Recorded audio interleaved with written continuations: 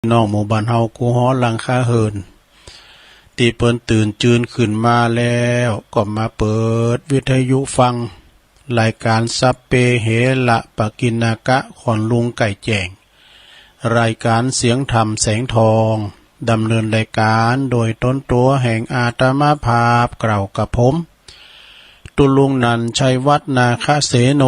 แห่งวัดพระธาตุดอยน้อยตำบลดอยหล่ออำเภอดอยหล่อจังหวัดเชียงใหม่ก็ได้เข้ามาบริหารเวลาเอานาสาระต่างๆมามาเอิ้นกับศรัทธาญาติโยมนักศีลนักบุญเฮาเนาะได้ฟังกันที่เปิ้นนอนบ่หลับกาที่เปิ้นตื่นจืนขึ้นมาจับกาน่ะก็ฟังกันไป วันนี้มาพบมาปะกันปะกับวันเสาร์เน้อวันนี้นะวันเสาร์ที่25ศุกร์เอาเราเสาร์เอาหน่อยวันนี้วันเสาร์ที่25เป็นวันหยุดราชการเนาะและเป็นวันที่เราจะไปกินเป็ดตาลกันไปโลมบุญกุศลกันที่ปุ่นอำเภอเวียงแหงเนาะก็เดี๋ยวก็ก่อยมากันเมื่อมาปะกันแล้วเปิดบ่หือเป็นการเสียเวลาตุลุงก็จะนำปาศรัทธาไหวพระเกินเนอะสวดมนต์วันนี้จะมีการโยงเข่าบาทเป็นวันเสาร์ปลำว่าเป็นวันเสาร์ก็จะมีเวลาอยู่กับปออกไม่ออกศรัทธาสักชั่วโมงเนี่ยนะเนาะสักชั่วโมงแต่ว่ารถของอันอมรมานี่ก็จำเป็นต้องเต็ดสัญญาณไปที่วัดไฟหินเนี่ยกันเนาะอาจารย์พระครูเปิ้นก็เกียมที่จะเต็ดสัญญาณไปตุลุงก็จะได้คุณเต้นขึ้นรถอันนี้โตเต้นมินิจะลายเด้ออาจารย์พระครูสุเมธเปิ้นนำมาฝากไว้นี่นะเอาใส่รถดีแม็กของอมรนี่นะอมรวิดีโอแล้วก็ตุลุงก็จะขึ้นรถนั่งรถเปิ้นไปถ้าก้ามน้ำมันเปิ้นสัก200จ้ะเนาะสตั้งก่อมพอมีหลาย ก้ามกิ่วกันไปเนาะแต่ใส่ซองวันนี้10ปลายกันเนอะใส่ซองแต่แว่นตาต่างหน้านั่นนะเขียนว่าถ้าเบิ่มคืนน่ะนี่เนาะเอาละเนาะสถานตื่นกันมาแล้วบ่ไม่ลงบางเขาไม่ลง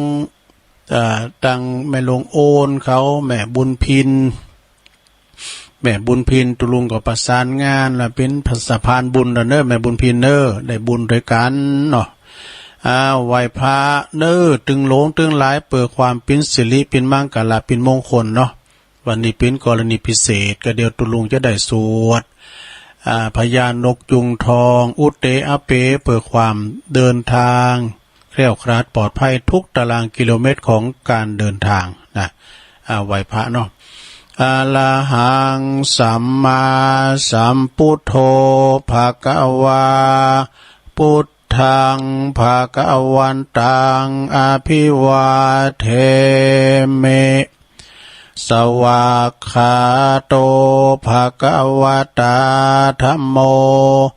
ธัมมังนัมมัสสามิสุปฏิปันโนภะคะวะโตสาวกสังโฆสังฆังนะมามินะโมตัสสะภะคะวะโตอะระหะโตสัมมาสัมพุทธัสสะนะโมตัสสะภะคะวะโตอะระหะโตสัมมาสัมพุทธัสสะนะโมตัสสะภะคะวะโตอะระหะโตสัมมาสัมพุทธัสสะอิติปิโสภะคะวะอะระหังสัมมาสัมพุทโธวิจจาจารณะสัมปันโนสุขโตโลกวิโตอนุตตโลปุริสตัมมัสสาลาทิสัทธาเทวมนุสสานังพุทโธภะคะวะติสวากขาโตภะคะวะตาธัมโม สันติติโกอากาลิโกเอหิปัสสิโกโอปันนะยิโกปัจจตังเวติตาโปวินโยเหติสุปฏิปันโนภะคะวะโตสาวกสังโฆอุจจุปฏิปันโนภะคะวะโตสาวกสังโฆยายะปฏิปันโนภะคะวะโตสาวกสังโฆสามิจิปฏิปันโนภะคะวะโตสาวกสังโฆยะติตังจัตตาลิปุลิสยุคานิอัฏฐปุลิสปุคลาเอสะภะคะวะโตสาวกสังโฆอะหุนายโยปะหุนายโยตักขินายโยอัญจลิกาลนิโยอนุตตลังปุญญเขตังโลกัสสติจะยันโตโพธิยามมูเลสักกะยานังนันทิวัตโนเอวังตวังวิจัยโยโหหิจัยยสุจัยยะมังกะเลอปัลลาจิตตะปันลังเกสีเสปัทวิโปคาเลอภิเสเกสัปปะพุทธานังอากาปะโตปะโมทัตติสุนักกะตังสุมังกะลังสุปะปะตังสุโหติตังสุขโนสุโมโหโตจะสุยิทังพระมัจจาลิสุปัฏฐขินังกายกัมมังวาจากัมมังปัฏฐขินังปัฏฐขินังมโนกัมมังปณิทิเตปัฏฐขินาปัฏฐขินานิกาตวานะละพันตเถปัฏฐขิเนสัพพิติโยวิวัจจันตุสัพพะโลกโกวินาศตุมาเตภวัตวันตะลายโยสุขีติกายุโกภวะอภิวาทานาสีลิสานิจังวุตตาปัจจายโนจัตตาโลธรรมาวัฏันติอายุวันโนสุขังปะลังเอาแล้วศรัทธาญาติโยมทั้งหลายตุลุงก็ได้ปิ้นเก้าปิ้นโหนำสวดมนต์ไปปิ้นตีเรียบร้อยเนาะขอกุณพระติตไหลรัตนะผ่านแผ่วพระเกี่ยวเจ้าทั้งสามประการจงดลบันดาลมาปกป้องคุ้มครองรักษา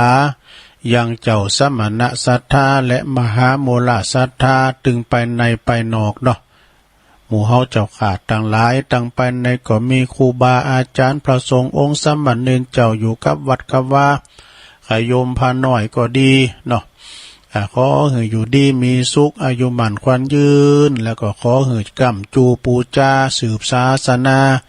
องค์พระสัมมาสัมพุทธเจ้าของเฮาไปใจเสียงจิรติการยาวนานยาวะจีวังเด้อแล้วก็ขอยึดเหนี่ยวจิตใจศรัทธาเป็นกับปนไหวปินเนอร์นาบุญศรัทธาปอออกทั้งหลายศรัทธาเหมือนกันเนอขอให้มีภาละกำลังมีสติพยาปัญญามีสุขภาพพลานามัยสมบูรณ์แข็งแรงหนาแดงแสงเหือเนอเนาะจุดดีมีสุขโชคดีแต่สวดมนต์วันนี้ก็เป็นการว่าขัดจัดเสน่ห์จังไรเนาะอัปมงคลสิ่งที่คึดติชาทั้งหลายนะมาลายหายสิ้นไปเนาะนำปาสิ่งที่เป็นมังกรเป็นมงคลมาอยู่ในบ้านในจองคุมโหหอเฮือนเฮาเนาะปกปักรักษากันไปไปขอขอบคุณสถานีเดิมเปิ้นมีบุญคุณกับหมู่เฮาเจ้าขาดต่างหลายสถานีวิทยุเปิดการศึกษาพระพุทธศาสนาและวัฒนธรรม FM 104.50 เมกะเฮิรตซ์เนอร์วัดฝายหินอำเภอเมืองจังหวัดเชียงใหม่โดยเมตตาบารมีธรรมอาจารย์ท่านพระครูสมุวิสุมวัดวรกิจโจท่านผู้อำนวยการเฮาผอเปิ้นตื่นเจ้าบริหารเองนำมาเปิด สถานีเปิ้นเปิดวันค่ำคืนหงซะนะแต่ว่าเปิ้นเอาถ้าว่าตุลุงออกรายการนี่เปิ้นจะก้อนใกล้เอาสวดมนต์ออกเจ้าหน่อยนึงนะตุลุงทองออกเจ้าหน่อยนึง แล้วก็แต่ขางเพลงวันนี้เป็นลูกกุ้งว่ะคอลูกกุ้งก็มีได้คอลูกกุ้งก็โทรมาเอาลูกกุ้งกำลุงดาวใจไพจิตอีดธานินอินทรเทพก็จัดให้แล้วเนาะต้องขอกราบขอบคุณเนาะเวลาตุลุงจะปิดสถานีหน่อยตุลุงเปิ้นก็จะเต็ดสัญญาณที่วัดไฟหินอาจารย์พระครูแล้วสถานีวิทยุคณะสงฆ์อำเภอฝางโดยเมตตาบารมีธรรมอาจารย์ท่านพระครูหลวงพ่อเฮาเนาะพระครูสุจิตานุรักษ์เจ้าคณะอำเภอฝางล้อFM 102.25 เมกะเฮิรตซ์ตั้งอยู่ณที่วัดพระบาทอุดมนำบ่อสาวาสำนักวิปัสสนาโดยได้รับเมตตาจากอาจารย์ตันตุปีเจริญโจติธรรมโมเด้อวัดสันโค้งวัดสันโค้งเปิ้นก็ได้ลิงก์สัญญาณไปปิ้นตีเรียบร้อยก็ต้องขอกราบขอบคุณ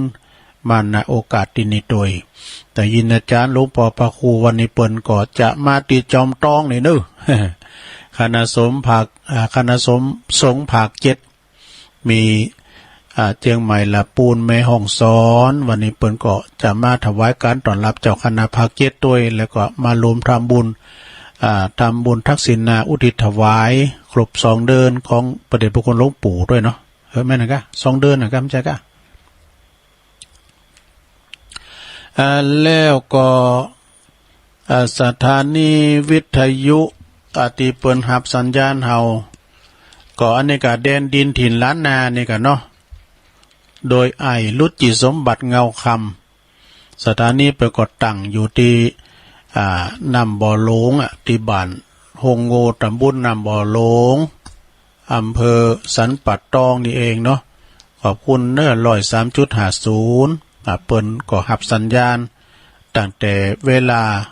ตี3ถึง7โมงฟังกันอย่างจุใจเนาะสถานเนาะแล้วก็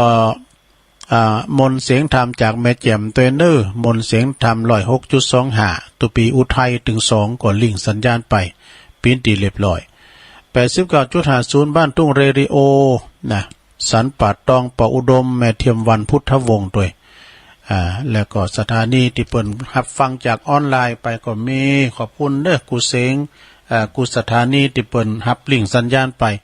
นำเอาธรรมะกรรมสวดกรรมโยกรรมเป็นมังกละปินมงคลเข้าสู่หือกับพี่น้องปอกศรัทธาทั้งหลายได้ยินได้ฟังกันปิ้นลำดับต่อไปเนาะ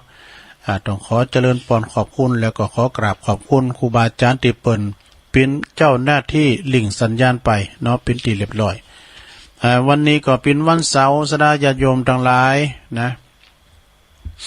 วันเสาร์แล้วก็เวลาหน่อยโดยมีแค่ชั่วโมงเดียวก็เลยเข้าเจ้าหน่อยนึงนะ ก็เดี๋ยวเขาจะได้เดินทางกันนะรอไออมอนวิดีโอนะสดาก็ตื่นจืนกันขึ้นมาแล้วบอคมรับนอนกันให้กำแล้วก้าตื่นเตียว ตุลุงก็ตื่นได้หมดตีเมื่อบ่ายนี่กะเตียงป่ายถ้าลูกมาตอนนั้นก็เป็นว่าโฮมลำไปกะแตกตื่นแล้วไปกะเลยนอนให้หน่อยนึงส่องก้มบีบพอฟ้าพอนาฬิกาตี1กับ5 นาทีนะ5 นาทีปลายหน่อยลุกมาก็มาล้างหน้าล้างตาแปรงฟันมานั่งปืดคอมแล้วก็ลองฟังซุมฟัง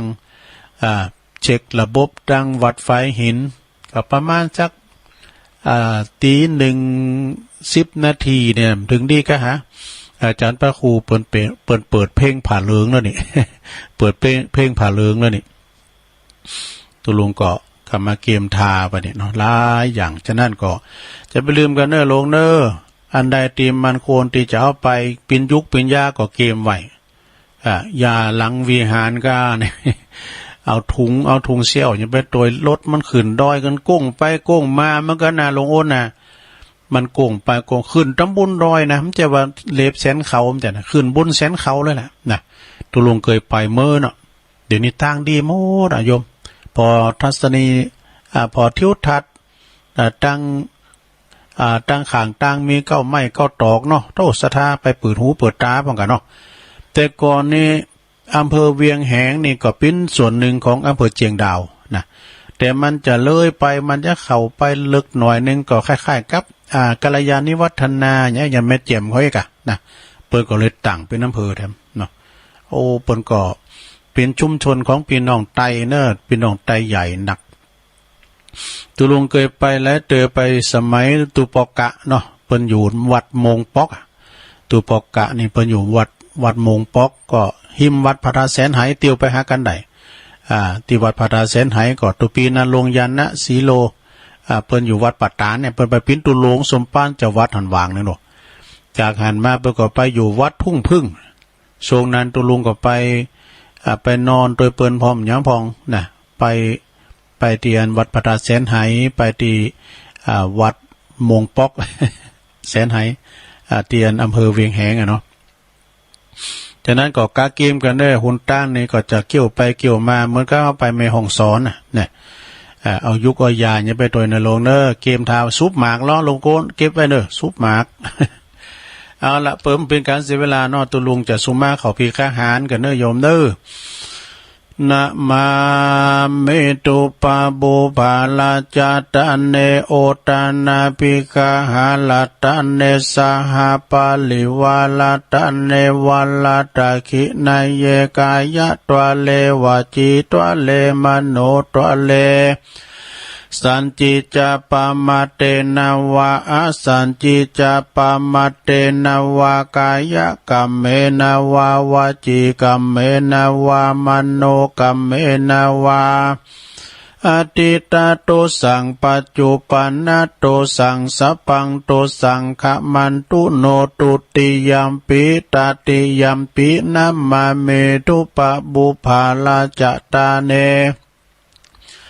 โอตานาภิกาหาลาตันเนสหปาลิวาลาตันเนวัลตาคินายเยกายะตัวเลวาจิตัวเลมโนตัวเลสันจิจาปมาเตนาวาอาสันจิจาปมาเตนาวากายะกัมเมนาวาวาจิกัมเมนาวามโนกัมเมนาวาอติตาโตสังปัจจุปันนโตสังสัพพังโตสังขมันตุโนนี่เอาปลามห้องครับเราเอาต่อไปโยงเข้าพระเจ้าหนึ่ง ปุลามมันเสียงดัง สา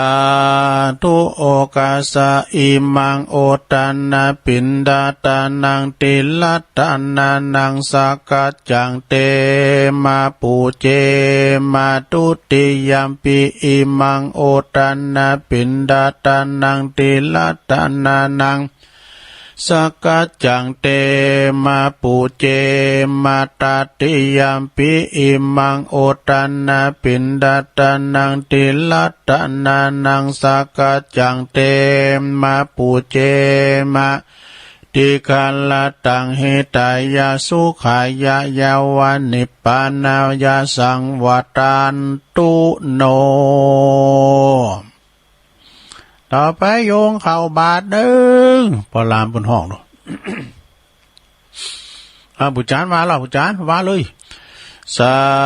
ธุโอกาสะโอตันนาปินดิปัตตังตานังนิปปานาปัจจโยโหตุโนนิจังโอตันนาปินดิปัตตังตานังนิปปานาปัจจโยโอตุโนนิจังโอตันนาปินดิปัตตังตานังนิปปานาปัจจโยโหตุโนนิจังเอาแล้วไปยายแถวนึงกันเดียวก็เข้ามากันเดียวเขาก็เข้ามาในศาลาจะได้ไหวพระหับศีล ไปยายแถวสมุไรเขาสารนึกเกมนึงเกมกะละมังทั้งเป้เขาสอบไทยเขาออกบาทดื้อถอดแคบไปซุปเกือบก็ถอดแคบไอ้ซุปกุ๊บก็ถอดหมกลำปึงโยงขอจอใส่โหข้าวของข้าพระเจ้าขาวดังดอกบัวยกขึ้นเหนือหัวถวายแด่พระสงฆ์นี่ จิตใจจำนงตรงต่อพระนิพพานขอให้ถึงเมืองแก้วขอให้แคล้วบ่วงมารขอให้ทันศาสนาพระศรีอานในอนาคตการโน้นเทินนี่จ้อใส่เก่าใส่โหเนอพุทโธอรหังนะเรียกว่าสุขโหโหมะสุขโหโหมะไปใจเนอสุขโหโหมะได้ตึงขอบโคสุขโหโหมิได้คุณเดียวสุขโหโหมดได้สักอย่าง ใส่ไปเลยเนอมาถึงในศาลาแล้วเนาะมาถึงในศาลาแล้วก็จะเชิญแขกผู้มีเกียรติวันนี้ได้รับเกียรติจากพ่อกำนันนั่นแล้ว มาจิเตนปูจาพระรัตนตรัยหมู่เฮาทั้งหลายปนมือเด้อก่อนที่เฮาจะได้ไหวพระก่อนที่เฮาจะได้รับศีลเดี๋ยวก่อนจะสุมาขั้นเกี่ยวทั้งสามโหอย่าประสุมาใจในบ้านเนอะอันนี้ใจในบ้านอันนี้ของเก่าสุมาเกี่ยวเจ้าทั้งสามในบ้านนะมาเมปุตังกุณาสากัลลันตังนะมาเมธัมมังมุนิลาจเตสิตังนะมาเมสังฆังมุนิลาสาวกังนามาอาจายโยนโนพันเตอาชกรรมายาถาปะเลยาถามุลลาเหยาถาอากุสเลเยมายังบุตตธรรมสังฆาสังฆาเตสุปัญจลตาเนสุอาทิเตวะปัจจุปันเนวะอวิวายติวาลาโหวะ กายนาวาวาจายาวามานัสวาปามาตังวาอากาลวังวาอากาสิมหาติสวายาถาธรรมังปฏิกาโลมาเตสังโนพันเตพุทธติลตันนังอนุกัมปังอุปาทายาอาจายังอาจายาโตปาติกันหันตุกาสัพปังโตสังอายาติงสังวาลิสามาปุเนวังกัลลิสามาสันจิจาโตสังอาสันจิจาโตสังสัพปังโตสังขามันตุโนนี่อันนี้ใจในบ้าน ว่าเป็นอย่างไปสดาญาโยมก็เดียวตูลุงจะสวดโมหปริตกันเด้อเนาะสวดพญานกยุงทองนี่อันนี้แก้วขาดปลอดภัยเน้อเขาจะไปกินแปดตาลรถทุกขบวนเดินทางแก้วขาดปลอดภัยทุกตารางกิโลเมตรของการเดินทางเน้อแต่สวดโมหปริตก่อนเนาะอันนี้เป็นบทสวดของพญานกยุงทองนะตูลุงจะว่าคุณเดียวเนาะแล้วมันโวยหน่อยนะพระวัจจะนี่ลุงเนี่ยนี่ว่าคุณเดียวเนาะ อุเตตยัญจกุมาเอกาลาจาหาลิสวรรณโนปาตาวิปาปาโสตังนามาสาเมหาลิสวรรณังปาตาวิปาปาสังตายาสกุตาวิหาเลมุติวาสังเยพรมานาเวตากุสัปปะตเมเตเมนะโมเตจามังปะละยันตุนามาตุพุทธานังนามาตุโพธิยานะโมวิมุตตานังนะโมวิมุตติยาอิมังโสปาริตังกัตวะโมโลจัลลติเอสนาอเปตยัญจกุมาเอกาลาจาหาลิสวรรณโนปาตาวิปาปาโสตังนามาสามิหาลิสวรรณังปาตาวิปาปาสังตายาสกุตาวิหาเลมูลติงเยปลามานาเวตากุสัปปะตัมเมเตเมนะโมเตจะมังปะละยันตุนามาตุพุทธานังนามาตุโพธิญาณโมวิมุตตานังนะโมวิมุตติยาอิมังโส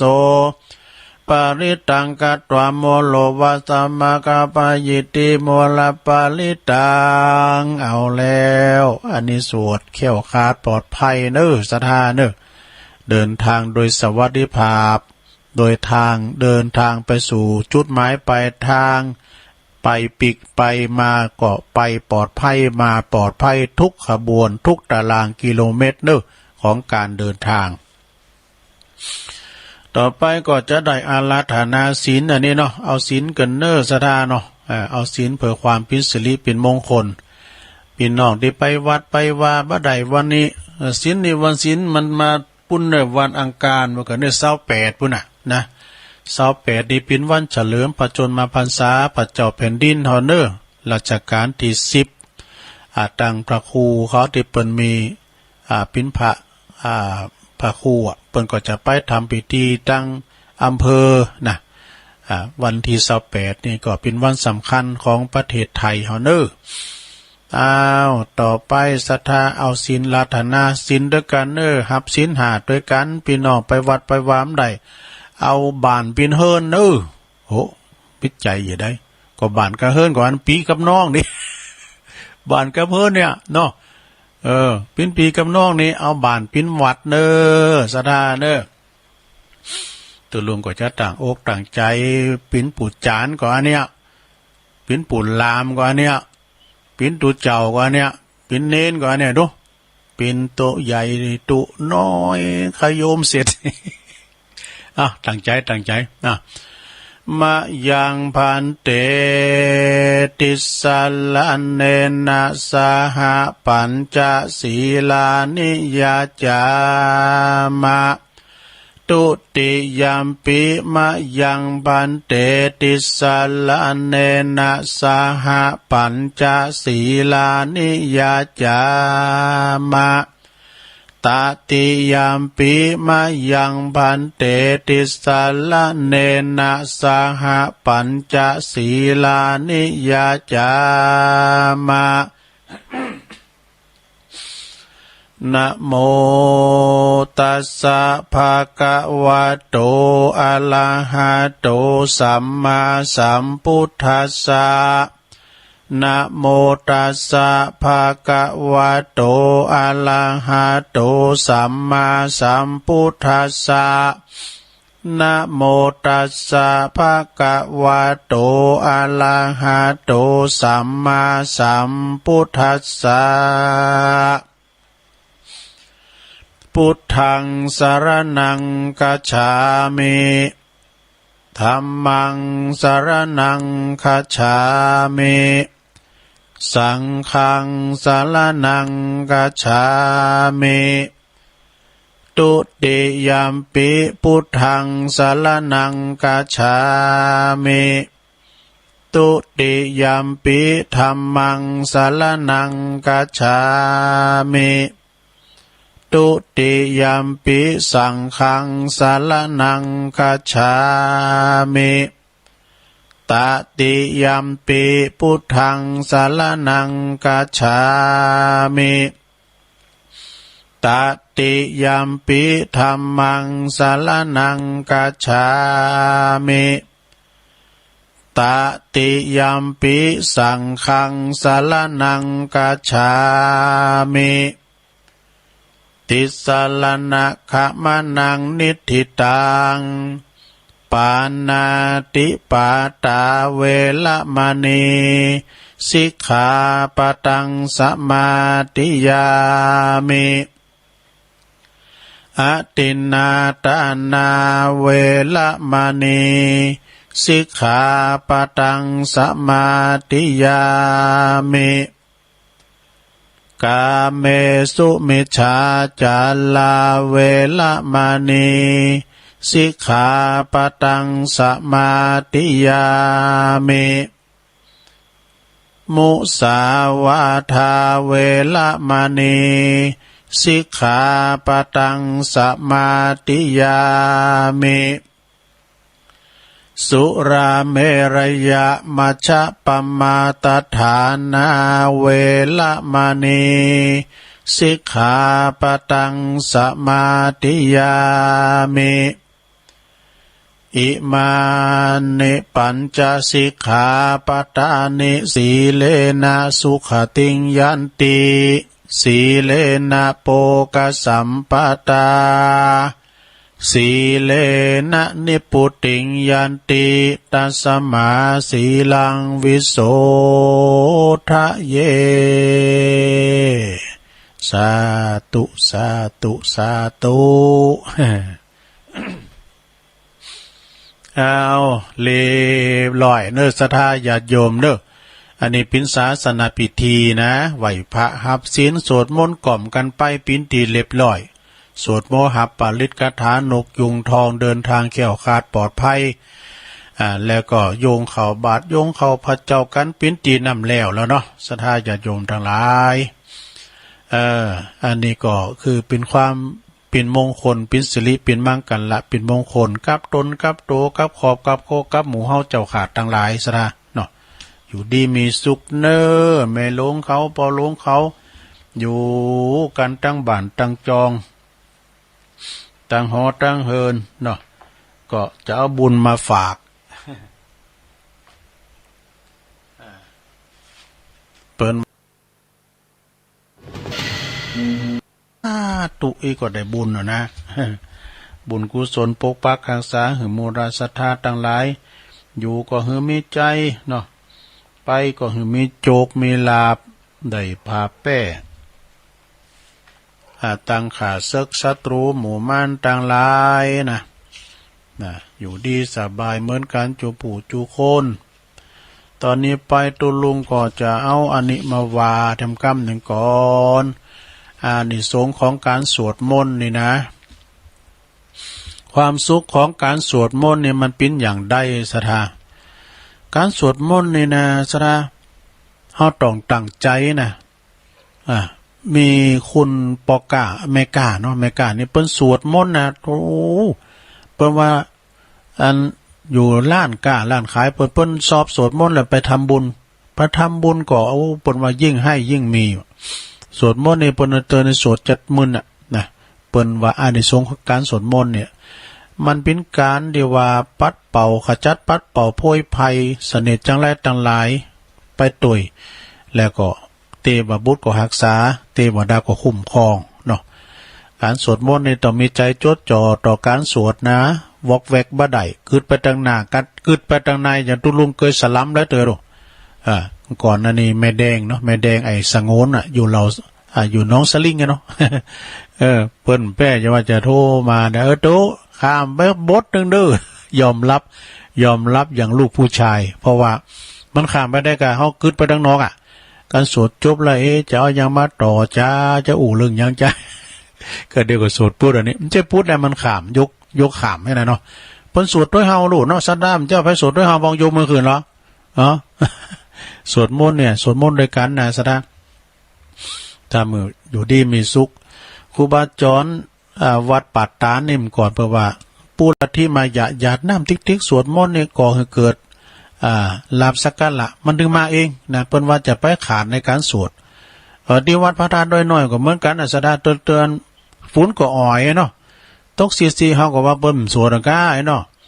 ก็เดี๋ยวพันน้อยต่อยละกังเต้งก็ไปสวดอยู่เปิ้นก็มลามเก่ากันว่าแห่นคำแห่นมือพันน้อยก็เยการก้าเนี่ยเปิ้นยกวินกันว่าเปิ้นตีละกังก็ต้องไปสวดมนต์ธรรมจักกุกรรมเด้อการสวดมนต์ทำหึกคุณเฮาสวดจะทำให้คุณเฮาสวดมีความสุขนี่มีความสุขเป็นความสุขทั้งกายทั้งใจเนาะในสดาเนาะก็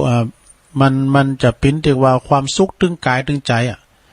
กันแล้วเวลาเฮาสวดนี่มันมีหลายอย่างซะนะสวดมนต์นี่นะสวดมนต์นี่ก็จับใจก็เจริญพระพุทธมนต์จะเบิ่งคืนเฮินใหม่เนาะเมื่อคืนนั้นหมายไปก็ตั้งสวดศพเจริญพระพุทธมนต์แปลว่าเจริญพระพุทธมนต์ถ้าว่าสวดศพก็ดีสวดธรรมนิยามก็ดีเปิ้นว่าสวดพุทธมนต์นะสวดพุทธมนต์ธรรมนิยามมาสูตรเนี่ยนะสำเร็จก็สวดอย่าว่ามันเปิ้นแยกแยะดูอย่างตุลุงสวดเจ้านะมีการสวดเจริญชัยมงคลคาถานะชัยันโตเนี่ยมันหมายความว่าอันนี้นี่เป็นบทที่ว่าตึงนอกวัดตึงในวัดเนี่ยเปิ้นเปิดปลายก้าเปิ้นวางศิลาฤกษ์ก้าเปิ้นยกยอดชัดยกยอฟ้าเปิ้นจะมีบทสวดเนี่ยจะเจริญชัยมงคลคาถากันเวลาใดเวลาแล้วบ่เอาเปิ้นจะยกจอฟ้าแล้วนึงเปิ้นก็จะให้ของอุยอันนี้4อย่างมันจะฟังกันละกันว่าจอฟ้าขยับขึ้นนี่นะ4อย่างนี้มันฟังกันก็คือ1ตุเจ้า ครูบาอาจารย์เปิดก็เจริญใจยมงคลคาถาจยานโตโพธิยามูเลสากยานังนันทิวาตาโนให้ฟังมาละไอ้หมอภูมิก็จี้บอกไฟเด็ดต้มตั้มนี่เอาดังโทไอ้ลันหลักกลางก็จะลันหลักกลางในวัดที่ก็แล้วก็เพลงมหาเลิกเต้นไฟฟังไว้ลุงนานเด็กตีก้องอุยดีๆเอาติ๊กมาเอาเก่ากำตีติ๊กจุดว่าจะฟ้าขึ้นบุญนี่นะตั้งลุมก็ตั้งลุมเนี่ยฟังไว้อันฟองก็เอาอันพงมาลัยโหงมาเนี่ยลูก็เนี่ยบุญวันนี้มันโมนนะเนาะสนะบทสวดชยานโตเนี่ยนะเป็นบทที่ว่าพรมน้ำมนต์ก็เจิมป่ายก็มัดมือลดก็เนี่ยนะมันมีนี่สปะนะชยานโตการสวดมนต์จะทำให้คนเฮาเนี่ยมีความสุขทั้งกายทั้งใจเมื่อเฮาลงมือปฏิบัติแล้วก็จะมีสุขแน่นอนเนี่ยเพราะการสวดมนต์คือการสร้างสมาธิเนี่ยสมาธิคือความตั้งใจมั่นตั้งอกตั้งใจได้แต่นำไปสู่การมีสติแล้วก็ยกระดับไปสู่ปัญญาเนี่ยสมาธิสติปัญญาพิจารณาหู้เท่าทันตัวกิเลสความโลภความโกรธความหลงแล้วก็จะบรรทุกครอบงำนะบ่คือมาถูกครอบงำตัณหาซ้ำเหงาความโลภโกรธหลงนะปลอดความทุกข์ที่เกิดขึ้นนะปลอดความทุกข์ที่เกิดขึ้นการเกิดการหืออภัยเป็นความเมตตากรุณาทำหือเป็นคุณคิดตั้งบวกนะไม่คิดตั้งลบนะคิดบวกนี่ดีนะโยมนะคิดตั้งบวกนี่ดี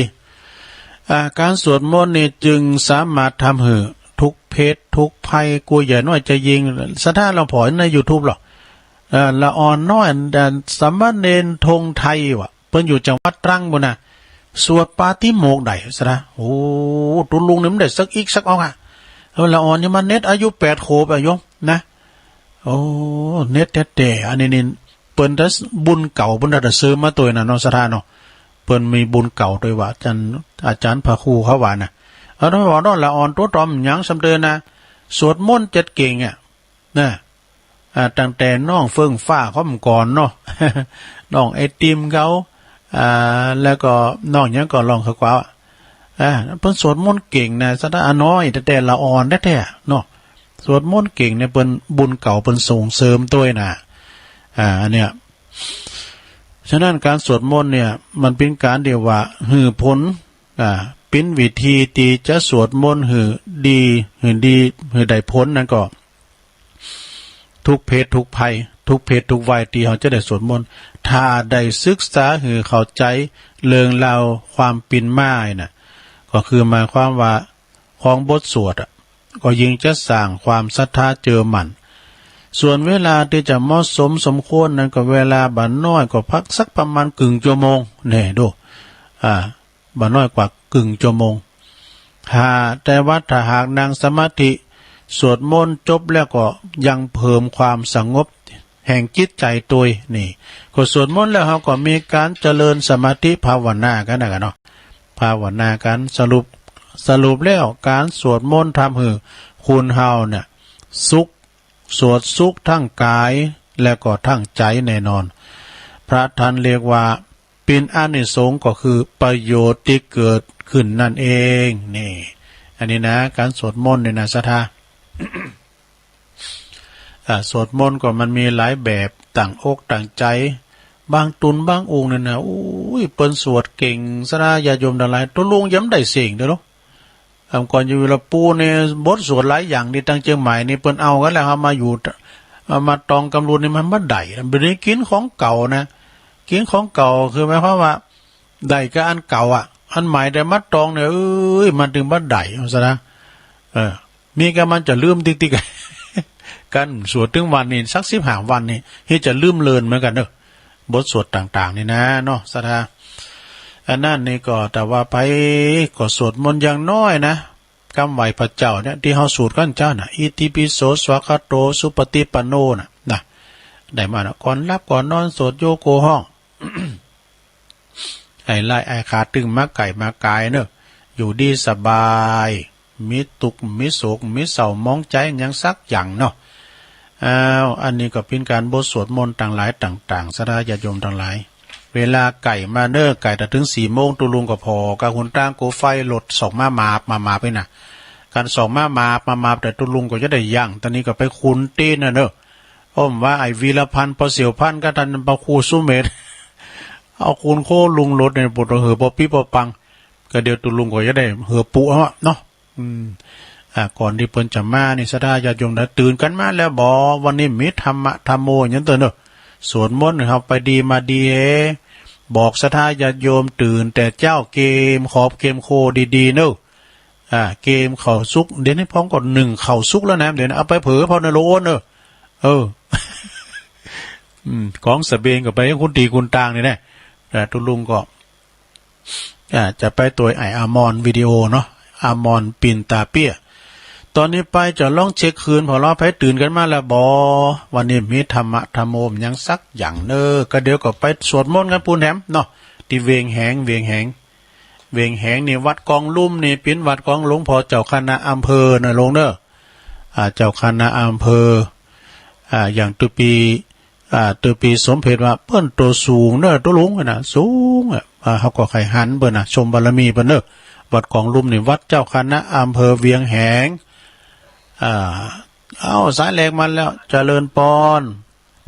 ประชาที่ลุงอ๋อปอน้อยบุญปันแหละครับผมเดินทางปลอดภัยโอ้ดีกะโอ้ตื่นเจ้าได้โอ้ข่าวไปพระสวดมนต์ตัวลุงมาแล้วเจ้าดีกะเดินทางปลอดภัยแล้วตัวลุงเรื่องอนุโมทนาไปเด้อขอบคุณเนอปอน้อยนะ10วันนี้12เดือนหน้าประกันเนาะสาธุพระเจ้าก็มีปีนั้นจากอันบ้านนั้นบ้านปูจ่าน้องเบลเขาไปก็โทรมาแม่ไพเขาก็โทรมาเจริญปอนน้องเบลครับน้องเบลมาทำแล้ววันนี้ขอตัวลุงเดินทางปลอดภัยทางไปนะครับทุกขบูนเลยกะเนาะทุกขบูนเอาบุญมาฝากโอ้แน่นอนกะเอาบุญมาฝากจะได้น้องเบลไปตัวเนาะจะถึงห้องเพลงกันเหรอยามเมื่ออยู่ฮะเล่าให้กันฟังแน่ได้โอ้ปีนั้นเอาไปตานเตียนที่วัดนั้นที่อำเภอเชียงดาวไอ้ละนี่เพิ่นอยู่อันนี่กะอันห้วยห่าบ้านของแม่ลองเขาน่ะเพิ่นไปห้องเพลงดูเพิ่นไปห้องเพลงปุโตอันนี้ออดคาราไมล์โธ่จะได้เพิ่นไปตุยได้เจริญปอนติดแล้วฮัลโหลติดแล้วนะจะได้โอกาสได้สายใหม่เข้ามาเจริญปอนภาษาลุงเจริญปอนครับอันนี้ไม่ออนนะครับปออยู่ไม่ออนฮะโฟนแพ้ก่อนโฟนครับเรื่องโฟนปออัมพลเนี่ยครับเอาไปปล่อยเลยโหนุ่งลูกนะอัมพลนี่อัมพลอยู่ไม่ออนนะผมเชื่อผมอยู่แล้วครับอยู่ไอ้พลเนาะอยู่ไม่ออนเนาะครับสกอร์5เลยครับสหกรณ์หาเนาะไอ้พลสหกรณ์หาดีกะอยู่อำเภอหยังก็ไม่ออนแล้วไม่ออนที่โทรมาเจ้าเนี่ยกันได้ครับแต่ว่าดูลุงแบบอย่างนั้นแหละขอบคุณไอ้พลนางๆเด้อเดี๋ยวดูลุงเดี๋ยวให้ภาษาภาษาเนี่ยมีอะไรจากทางเข้าน่ะลุงไม่ไหนยังก็ทางจากเข้าไปหาพ่อน่ะกดตั้งทั้งสอบก็เฮาก็เอาเกมกะเปิ้นมักเนี่ยเคยมักลาบเคยหยังก็ได้เขียนซองให้ก็อุทิศบุญกุศลเขียนชื่อเฮาก่อนเด้อไอ้พลนี่จะตั้นไปหาปอฮะหลงได้ไปเนี่ยนะปากว่าดีไม่ได้บุญว่ะยังไม่ได้ไปด้านนะหัวมันอยู่ที่เฮาเอาจิตใจเฮาขาวสะอาดก็เอาแล้วเนาะกูดื่มต้องเอามาเกี่ยวแล้วเนาะจิตใจเฮาบริสุทธิ์เนาะ ปฏิกะหะก็ปันป้อนเอวังโหตุครับผมว่าสาธุเนออกรายการนะครับฮะมันแรงมันแรงไม่ออกแล้ววันนี้วันเสาร์แล้ววันนี้มันแรงตัวลุงก็แต่ว่าถึงเวลาใดหมู่เนาะพวกกะวันพัดพวกกะไอ้พ้นวันพัดวันศุกร์พวกกะเนาะแรงนะครับขอบคุณไอ้พ้นทั้งนั้นเนอสหกรณ์แม่อ่อนแปดตานก็เข่างี้ปอยเนอไอ้ว่าอย่างจังไผจิตใจครับบริสุทธิ์ก็แล้วหาเนาะเจริญปอนเจ้าค่ะแม่จ๋าเจ้าทะลุแม่ปานนี่เกมตัวแล้วกะใจกะอันนี้มันนี่จอนเกมตัวได้เกมตัวทรงขนาดกันมอแม่มาเอาขี้เล็กขอลุงขอได้ดังอันปลอดภัยนะเจ้าขอบคุณแม่ปานนี่ก็ตื่นเจ้าโเจ้าเดินทางด้วยสวัสดิเดินทางปลอดภัยตึงไปตึงมาทุกขบวนเนาะได้บุญได้บุญขอบคุณแต่ขอบคุณแม่ปานีเนอคุณนอกวันที่12กันยาปะกันจะเอาวิทยุหน่อยไปฝากคือแล้วนี่ก็การหลวงพ่อสวดมนต์ก็ถึงเหลือกินแล้วเจริญปอนมาแล้วหลังคาแม่สาวแม่จันทร์เจ้าวันนี้ขอให้ท่านกู้ตนกู้องค์กู้ลำรถกู้ตนกู้องค์กู้คนดันทางเปิดปลอดภัยนะเจ้าขอบคุณแม่หนักๆเด้อเชียงหลวงนี่เคยไป2 เดือนนะค่ะต่างนี่เดี๋ยวรถคดเกี่ยวแล้วก็กีดหน่อยนึงเจ้าแม่น่ะค่อยปิ้งค่อยไปจ้ะรถขบวน80กว่าคันกันเนาะ80คันตัวแล้วก่อนปิกอัพย้ำว่านะตุลุงไปดีแม็กเนาะกับตัวไออามอนวิดีโอไปสมไปตัวเจ้าคณะอำเภอแม่อายนะจ๊ะมันตั้งไปเจอคนใจแม่น่ะวันเปียงหลวงเนี่ยเปียงหลวงเนี่ยเป็นน้องไตเดี๋ยวกว่าร้อยเฮาก็เรียกว่าบุญบาปเนี่ยแต่ลุงหวยโตแต่ลุงหวยแล้วนะตุเจ้ากว่าร้อยเฮาก็แปลว่าหยังเนี่ยแปลว่ามือจ่าจะตาวไหนวะมือจ่ากว่านี่แปลว่ามือเนาะลอยแปลว่าจ่ากว่าลอยแปลว่ามือจ่าเพิ่นเอาอันสวนเนาซีดีเถินยาถั่วเน่าแคปนั่นแหละสวนเนาใส่จานแว่นสวนเนาแว่นน่ะปิ้นแว่นน่ะนะก็มาแอเนี่ยเอา3ใส่ช่อประกาศเหมาะมื้อยามนั้นไอ้ช่อประกาศลำนะแม่สมลองหมอล้อจ้ะอันนี้ก็เริ่มขาดเหมือนกันนะประกาศลำแม่ก็จะอินนะเจ้าขอบคุณหลายๆเน้อสาธุโรปุ่น12เดินหน้าปะกันเจริญปอนตั้งได้แม่พินนะแม่พินต้องไฟด้วยแดนแต่ออกกี่โมงดังต้องไฟด้วยแดนก็ได้ไปพี่ฮกโตก็ไม่ได้ไปวันนี้เพิ่นจะต้านผับป่าได้เจ้าปาลุงดีแต่ก็ลืมประกาศแต่วันนี้เพิ่นจะต้านผับป่าเด้อที่โรงเรียนบ้านดอยเด้อท่านพระครูสุดทัดปิ่นเก้าปิ่นกันแต่ก็เขาสั่นงานบุญได้ประกาศกิจกรรมก่อนพี่ยังเนาะเอาเก่งหลายอย่างโกรถมาพงก็ประมาณเนี่ยรถมาจะเป็น2อย่างนะพี่ยังผู้เคยประกาศดีเดินทางปลอดภัยเด้อขอบคุณเด้อแม่พินแม่สายพินต้องฝ่ายจะพินยังได้ไปคราวนี้ก็คราวหน้าเพราะว่าเปิ้นมีงานเนาะแม่ปดุลเขาปดุลปสมคิดเขาปดุลปฏิคำเขาเนี่ยกูเตอเบิ่มลานะเขาแล้วเนี่ยปุตโต6จะ3กั้นรถตู้น่ะยำไปเขาแล้วเนี่ยนะปุนเนอปดุลเนอปะกันปุนอันดอนจันเจริญปอนไหว้สายเจ้าตลุงแม่จันทิพย์เดินทางได้ปลอดภัยทุกกระบวนทุกตู้นะเจ้าอากะแล้วก็อนุโมทนาเจ้าเสียใจที่ไม่ได้ไปด้วยไปปิ้นหยังก็เอาบุญมาฝากก่อนเพราะว่าอนุโมทนาสาธุให้ก่อนได้บุญด้วยกันเนาะเจ้าฝากกราบนมัสการหลวงพ่อเจ้าอาวาสด้วยเน้อแม่เน้อเจ้า สาถ้าปาหน้าเปิดนะบอกก็เปิดนะเปิดยิ้มชอบเอาแกเขาก็คือแม่จันติมนี่เป็นตัวแทนดอกเกตกะลามเนี่ยนะเจ้าเป็นตัวแทนเหมือนกับตัวแทนพี่น้องร้องคือกวาวก้าบันทาก้าเนาะบ้านขวางก็เพิ่นมีตัวแทนเนาะบ้านขวางส่งเข้าประกวดถ้าเปิดไม่ได้ยินด้วยต้องถามหรอกโทรก่อนวันนี้โทรก่อนตั้งเสาหินตั้งอันสีโบบานก่อนปูนเนาะแม่ฟองที่วงคำแม่ฟองคำที่วงคำเอายินดีนะแม่จันติบเนอโอ้บุญรักษาสาธุเดินทางปลอดภัยทุกขบวนของการเดินทางอัลลาฮัลโหลมาแล้วพี่น้องคุณยองเอาแม่สุภาพลักษ์ปูนเซนพระเจ้าแดงมาแล้วฟังเนื้อเจ้าลูกโอ้ดีไหวพระฮับสิงเจ้าผมเลยถามพระเอาหลักไปกว่าฮะพระเอาหลักก็ได้ไปอยู่ในวันนี้นะเปิ้นไปมันได้ฮอกคอยกูเตือเซนพระเจ้าแดงคุณโต๊ะเขาจะไปการยังไงก่อนเนี่ยแน่เพราะว่ามันฟังกันแต่แล้วก็เวงแหงก็เวงแหงเป็นประกาศมาเป็นเดินบุรณีเป็นยังน้องกับเก็บลำไยดูจำเป็นอย่างนั่นนี่จำเป็นอย่างเจ้าเป็นยังถามมันไอ้เวงยองอะกะแม่สุพรรณก็เปิดกระโหโลกเดี๋ยวนี้แม่อำพรยิ่งโทรมาซะเตือนนะขอบคุณเนอะบุญรักษาจะว่าไปแต่แม่อำพร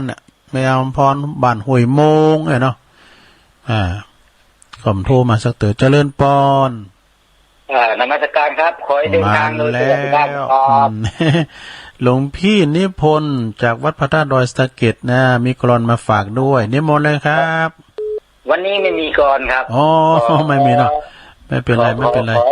อวยพรให้เดินทางปลอดภัยเนาะครับผมให้เดินทางสวัสดิการได้สวัสดิภาพทุกท่านนะครับโอ้ดีแล้วครับนมัสการครับผมฟังทุกวันครับผมอันนี้เป็นพรที่ท่านอาจารย์ตั้งอกตั้งใจนี้พรของทุกเจ้านะศรัทธาญาติโยมทั้งหลายเป็นพรของทุกเจ้าก็เป็นมงคลเป็นสิริมงคลโดยแท้ศรัทธาก็เป็นมงคลหมดนะเจริญปอนเจ้าตั้งใดจ้าแม่จำจริงได้เนาะเดี๋ยวมาคุยกับนโมโตยเพิ่นก็ขออนุโมทนาโดยนะเจ้าขอให้อนุโมทนาได้บุญด้วยกันนะ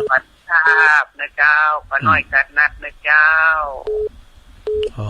ขอบคุณแม่น้อยนักๆเด้อเจริญปอนเจ้าเสียงก่อยเบาไปหน่อยจ้าแม่น้อยก็เบานะอากาศว่าเพิ่นไผไหน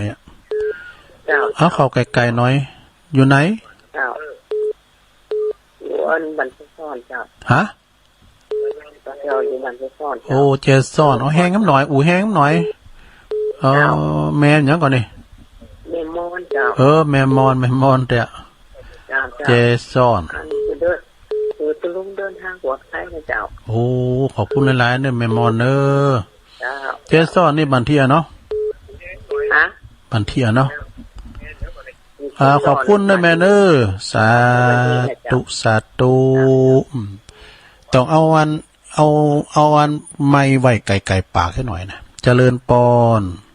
นมัสการอีกาเหมือนแม่ครูนี่กะเอาแม่ครูฮะตี3 ตี 4เปิดสถานีฟังตุลุงยอนักเทศเสียงทองอาจารย์ทวีไก่โหเดินทางปลอดภัยนะขอบคุณทุกรถตู้ทุกขบวนเลยเนาะอนุโมทนาบุญด้วยนะเจ้าสาธุโทษขอบคุณแม่ครูหนักเด้อแม่ครูภาษาไทยเมืองจีนหลงนะเดิมเปิ้นอยู่ซบท่าบันกล่องวันที่28ในเปิ้นก็จะไปฟังธรรมผุนโดยจ้อมแจงบ้านที่เปิ้นเคยเป็นครูไปเป็นตำแหน่งครูเนาะเจริญปอน สาธุลุงป่อบุญมีฟังท่านเด้อดีกะบุญมีเมืองกลางไปขออนุโมทนาบุญท่านเด้อขอบคุณป่อบุญมีหลายๆโทษปลอดทุกคนเด้อท่านเด้อปลอดภัยทุกขบวนสาธุทุกขบวนปลอดภัยสาธุสาอีกก็ได้บุญเหมือนกันแล้วเนาะเรียกว่าปัตตานุโมทนาไมสาธุสาธุดีแล้วเจริญปอนซ้ำดังกอยแม่บุญพินเนี่ยกะเจ้าทุลุงยังคำทางปลอดภัยเนอะทุกขบวนนี่กันเนาะแม่บุญพินรอพอลานา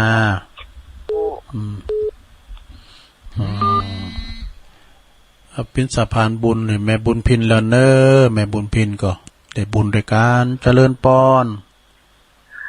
ด้วยสาเจ้าตุลุงตั้งได้จ้าเมื่อวันเจ้าโฮมเจ้าเจ้าโฮมเมื่อก่อนได้แม่ตาเจ้าแม่ตาในเดินทางปลอดภัยเนี่ยเจ้าขอบคุณแม่ตาหนักๆเนอสาธุแม่ตาอยู่ปุ้นเจ้าโฮมแม่ฟ้องรอลูกล่ะแม่ฟ้องปงดอนตั้งเมืองฟางมาสองสายนะกะเนาะเมืองฟางปอนหน่อยบุญปันมาก่อนบ่ละเนาะเสาหินน่ะก็เกมโตเนอร์คืนสีขาวเฮานาตั้งสายไต่เนี่ยนะสายละปูนเชียงใหม่เนี่ยแล้วก็เชียงไฮ้พะเยาเพิ่นจะไปบุกไปปุ่นวันที่12กันยาบ่น่ะบุกไปบุกกันน้ำบ่อสาวาบนนี้ไหนปุตโตติ่มใจล้านเปิ้นกว่างได้ติ่มอกติ่มใจได้แต่เพิ่นจะเอาของไปแจกไปสร้างของสมบัตินาคุณเนาะโดยนำทีมโดยท่านพระครูอภิวัฒนาวิกรมเนาะอันนี้เป็นผู้ที่ว่าต่อสู้เรื่องวิทยุมานักหลายปีโยมนะแล้วก็เปิ้นกระจายเสียงโหกันมีเปิ้นเนี่ยก็เสริมสัญญาณเนี่ยก็เอาพี่น้องเมืองฟังบ่ได้ยินเสียงตุยองโหกะโดยหลอก็ได้ยินหมดเนี่ยกะนะก็ไปหมไกลเปิ้นเปรียบเหมือนเฮากรุงสติกน่ะยิงไปตึงหันแล้วบอกคุณนั้นยิงต่อแถมเนี่ยเจ้าของสถานีเปิดทับได้มั้ยกว้างขวางไปติ๊กๆโยมนะแถวเมืองฝางแถวเวียงป่าเป่าเนี่ยพวกแถวเมืองลีเนาะสถานเนาะเนี่ยมันเป็นอย่างนี้หรอเพราะว่ากุลของคืนนี่นักนะสถานมันมีอานิสงส์กำแล้วเปิ้นประกาศว่าจะไปกินแบตตันที่หันปุ๊บปวดโอ้พลึบเดือนในรถมีเป็น10เป็น20ล่ะมันพุกมาแล้วมากำจัดหนักนะเดี๋ยวนี้มีเป็น80หิม100การตัวดูตึงรถปิกอัพโดยรถยางแถมเราซาเล้งนะซาเล้งไม่มียังไงรถหลายรถนะหลายรถหลายชาติเจริญปอนสาธุโปรดชีพทุลุงที่แม่อยู่ไหนอยู่เมืองฝางแม่ค้ามาไม่สูงค่าแม่ค้าเรื่องเล็กแหงเนาะเดินทางไปเดินทางปลอดภัยดีแล้วฟังเจ้าแล้วก็เจ้าฟังตาลูกเนี่ยก็ลูกเนี่ยกะรับดีเห็นน้ำไม่ปิ้นยังก็รับดีในกะเดียบดีแล้วขอบคุณแม่คำนางๆเด้อไม่สูงค่าเนี่ยอันนี้พี่น้องไตเฮาเด้อโถวันนี้ซ้ำจะไปหาพี่น้องไตจัดหลายเป้งหลงแม่นบ่กะเจริญปอนนมัสการค่ะจากดอยน้อยพัฒนาจ้าอันนี้ดอยน้อยพัฒนาอยู่ที่ไหนโยมตำบลหยังอยู่ตำบลหนองหานสันทรายจ้าเดินทางปลอดภัยนะคะทุกๆขบวนรถนะคะตำบลหนองหานเนาะจ้าไม่ได้ไปแต่โมทนาบุญด้วยนะคะได้บุญเหมือนกันน่ะได้บุญเหมือนกันล่ะโยมนะเอาบุญมาฝากด้วยนะจ้าขอบคุณค่ะนมัสการค่ะเจริญพรเหมือนเจริญพรไปสาครับท่านพระครูโหมวนใจกันนี่ว่าได้เป็นพระครูแล้วใสอยู่ไหนโยมทุกปีจำเสียงผมมาได้ครับอยู่ที่ไหนอันนั้นปุ้ยแม่ริมครับแม่ริมครับแม่ริมมาคุณชัดชัยครับเสียงหนุ่มเนี่ยยังเบา คุณชัดชัยเป็นนั้นแก้วครับฝากความคิดถึงอากาศวานมาเลยพี่มันนี่แต่ครับนั้นแก้วเพลินของอาจารย์เลยน่ะเนาะตาเซี่ยวครับเพื่อนตาเซี่ยวกับวิรัตหล่อทานนะครับวิรัตหล่อทานครับคิดเครื่องงานนะครับนักแม่ริมโอ้ชัดเจนเนี่ยป่ะครับชัดเจนครับชัดเจนดีครับก็เปิ้นบอกว่าอันพ่อคุณชัดชัยกับไปหูเลยงั้นน่ะปเสียงหนุ่มได้กะเสียงอย่างเบานี่เดินทางปลอดภัยนะครับขอบคุณเด้อปนั้นแก้วเด้อไว้ครับเพิ่นอยู่นี่ดอยติเนี่ยไปเป็นเคยไปเป็นดีมีกินอยู่ปุ่นน่ะเป็นนั้นแก้วนี่นะก่อนนี่ศิษย์เก่าเมธีเหมือนกันโดตุลุงก็ศิษย์เก่าพระบาทได้ไปทำไปเห็นอย่างก็เพิ่นเนาะเห็นกับกะงะจักสายสองสายเนาะ913เจริญปอนภาษาเจ้าตะลุงแม่แดงรัตนามาแล้วเจ้าไปกี่โมงก็เจ้าก็กันรถมาก็บินว่าไปนะเอารถว่าไอ้อามอนนะที่จริงนี่ตี 4เนี่ยเดินรอบหมุนกันแล้วนะเจ้าบ้านสถานรอบหมุนเดี๋ยวเฮาก็พอกับแสงไฟจะหือขึ้นดอยไม้แล้วก็กดขาบนกว่าจะเอาอันนั้นขึ้นรถให้มาเตียนพี่จะหลายหมู่เหมือนกันนะไปหลายกันรถเนาะโอ้หลายกันโอ้พี่ขบวนใหญ่เลยถ้าว่าใครว่าใหญ่นักเลยวัดไฟหินกันพวกนี้คุณหลวงคุณหลายน่ะเบงป่าเป่าก็จะมาเหมือนกับว่าไฟหินวันนั้นน่ะเนาะโธ่อย่างไฟหินวันนั้นป้อมมีตีนนางที่ยอบนางคุณนะคุณหลายเด้อสาธุบุญเด้อเจ้าโอ้ได้บุญได้กุศลแล้วเนาะขอบคุณเด้อเดินทางปลอดภัยทุกจันรถนะเจ้าแต่กะมันอยู่คนละไหลน้ำกับบ้านยายเนาะถ้าเป็นบ้านใกล้ๆนี่ยายก็ได้ไปพอขบวนรถอันน่ะเดี๋ยวก็จะกลายไปหากะกลายไปบ้านคุณพิสมัยเขากลายไปบ้านพอชัดชัยก็น่ะไม่ริมเนาะเจ้าบุญมาฝากจะได้เจ้าสาธุได้บุญเมื่อกันแล้วเจ้าจะทางปอจะลอยพอเจ้าก็ลืมคืนนี้ไปเนี่ยคืน 101.75 น่านฟ้าเรดิโอเปิ้นรับสัญญาณแล้วนะเดี๋ยวนะตังปัดแดดพุ่นนะ101.75 น่านฟ้าเรดิโอเจริญปอนเจ้าอันนี้ไม่ยินนะแม่ที่ไหนบ้านไหนเอาแม่เด้ฮะบ้านควางแม่ไผ่บ้านขวางตัวแทนบ้านขวางมาแล้วด้วยนี่จะไปเลยแน่ฟังกันแต่แล้วไปบ้านขวางเลยผมใจไปบ้านขวางไปเวงแหง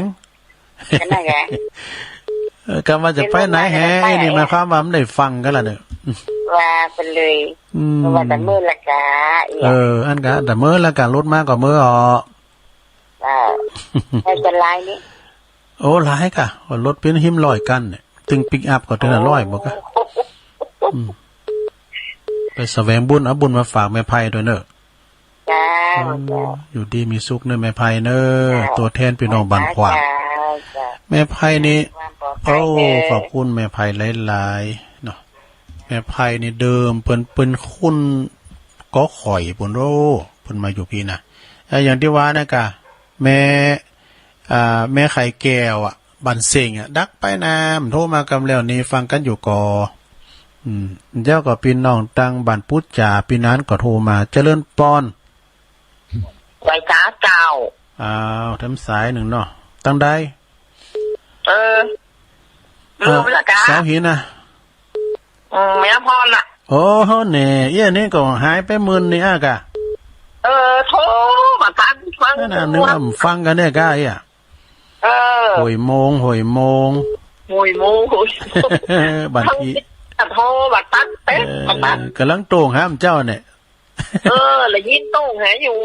นั่นนี่ฟังวันโทร เดินทางปลอดภัยเดี๋ยวสุดดีมีสุขอยู่ดีมีสุขไปดีมาดีเนาะมีสุขไปดีมาดีขอบคุณแม่อำพรหลายๆเนาะบัดจะว่าฟังนะโทรบัดตันมาโทรแล้วก็เฮาอย่าเฮาว่าแม่อันสุภลักษณ์เจ้าไหนโอ้ยผมได้ยินจนมึนเลยเนาะไอ้เว้งยองเปิ้นโทรมาหลังไม้ไปดอกโทรเขามันแต้นเขาอ่ะโทรไอ้ดอกโทรหลังไม้เนี่ยไอ้จอมหยุดซ้อมเป็นดินนั่นก็เจ้าไว้ช้าเจ้าหรือสาธุแม่อำพรตรงหาก็มาทันทีเอาแอมซักสายเนาะเดี๋ยวตรงกันทาวรถมาเจอก่อนจะประกาศข่าวสารงานบุญเปิ้นให้หน่อยนะเจริญปอน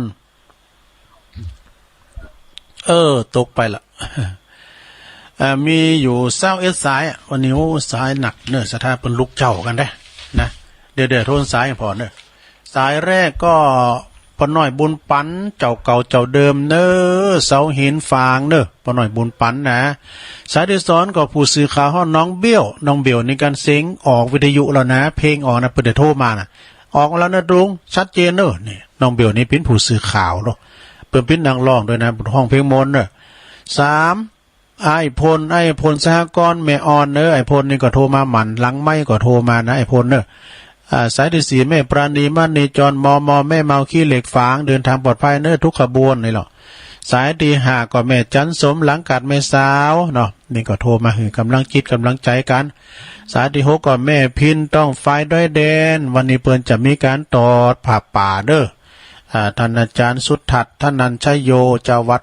ดอยแดนปินเก้าปินก้านปากันไปเนอะโอ้กันมันซุบจับกันนะ